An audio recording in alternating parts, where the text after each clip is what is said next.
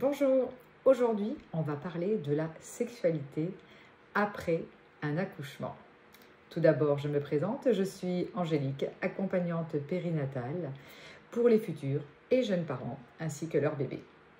Donc oui, la sexualité après un accouchement, le postpartum, pose des fois des problèmes, mais tout peut se résoudre.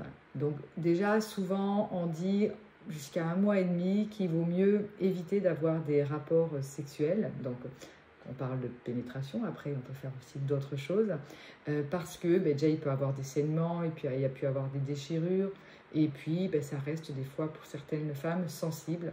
Donc c'est bien quand même d'attendre cette période-là.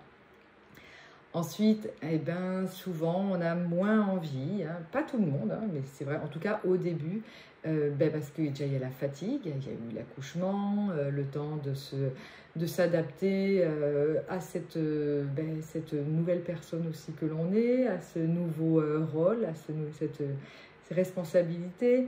Bébé est vraiment beaucoup présent aussi. Il y a des parents aussi que cela gêne de le faire à côté de bébé, s'il est là. Ça aussi, donc c'est important d'en parler. Donc j'allais dire, la première chose, c'est la communication. Il faut en parler ensemble, parce que si la femme n'a pas envie, l'homme peut penser qu'elle n'a plus envie de lui, alors que ce n'est pas ça.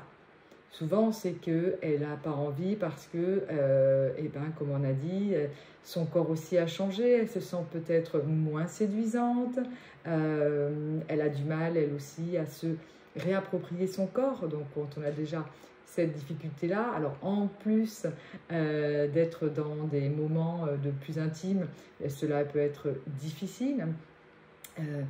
Également, des fois, c'est aussi l'homme qui, le fait que maintenant sa femme est devenue mère, cela peut être difficile aussi pour l'homme de sentir cette femme différente, cette femme dans ce rôle de mère.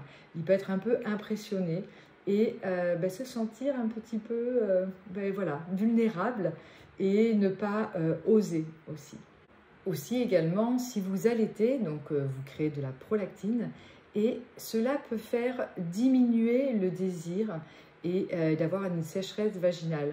Donc en fait, ce n'est pas vraiment vous qui n'avez pas envie, mais c'est cette hormone qui va créer un petit peu cette chose un petit peu ambivalente. En plus, on sait que l'allaitement est une sorte de sexualité aussi, différente. Des femmes l'assument, des femmes non, justement, parce qu'elles ressentent aussi du plaisir et peuvent être gênées par rapport à cela. Le sein devient aussi la propriété et la priorité pour bébé. On a peut-être moins envie, puis peut être aussi douloureux aussi, mais également des fois c'est aussi le papa, le fait que vous allaitez n'ose plus aussi toucher vos seins. Donc il faut communiquer et vous trouvez des moments à deux, vous rendez-vous à deux. Donc évidemment des moments un petit peu plus calmes. On a parlé aussi tout à l'heure, je disais, si bébé est à côté, ça peut être gênant. Donc si vous faites du cododo, bébé dans la chambre, vous pouvez faire le câlin dans le salon, même s'il y a d'autres enfants qui sont peut-être un tout petit peu plus grands, au moment quand ils sont couchés. Savoir peut-être aussi votre endroit, si vous ne pouvez pas le faire quand il y a bébé. Ou sinon, s'il est dans un petit berceau, le principal c'est qu'il soit dans son berceau, donc il se sent rassuré, c'est son endroit à lui, son rituel. Vous pouvez mettre le berceau peut-être en dehors de la chambre à ce moment-là pour vous retrouver. Et il va falloir faire ça crescendo. Ne vous dites pas, il faut absolument qu'on fasse l'amour, qu'il y ait pénétration. Non, on réapprend à se découvrir. Parce que comme je dis, déjà le corps de la femme est différent. Et on va profiter de ces moments aussi pour peut-être revoir notre sexualité. Comment elle était, et peut-être qu'il y a des choses qui nous conviennent plus, qu'on n'osait peut-être pas dire avant, et là c'est peut-être aussi le moment. Et donc de trouver ces petits moments. Et ça va commencer par peut-être juste des baisers. des baisers sur le visage, dans le cou, sur le corps, tout doucement, léger, des caresses.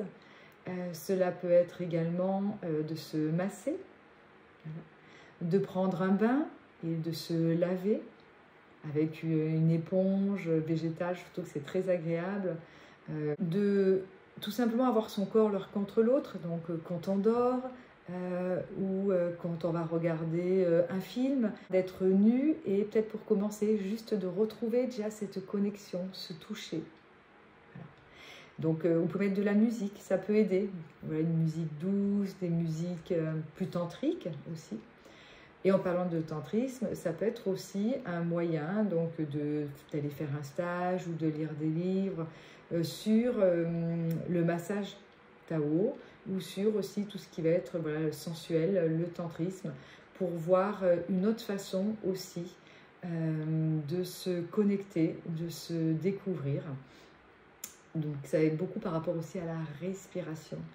La respiration peut aussi aider à aller un petit peu plus dans ses ressentis. Vous pouvez aussi, s'il y a des moments vraiment de rendez-vous, de l'endroit, qu'est-ce que vous allez avoir envie? On a dit de la musique, ça peut être aussi des huiles essentielles diffusées, ça peut être des couleurs que vous aimez, de votre tenue, vos cheveux, les draps. Si vous avez toujours rêvé d'avoir, je ne sais pas, des draps en satin, laissez votre imagination et peut-être tout ce que vous n'avez jamais osé dire, c'est peut-être le moment. Et cette période qui pourrait être en fait difficile, pourrait justement vous surprendre et vous apprendre qui vous êtes réellement et qu'il y a encore plus de connexion entre vous. Si cette vidéo vous a plu, je vous invite à la liker, à la partager et à vous abonner à ma chaîne YouTube, Le Trousseau Angélique. Je vous souhaite une très belle journée.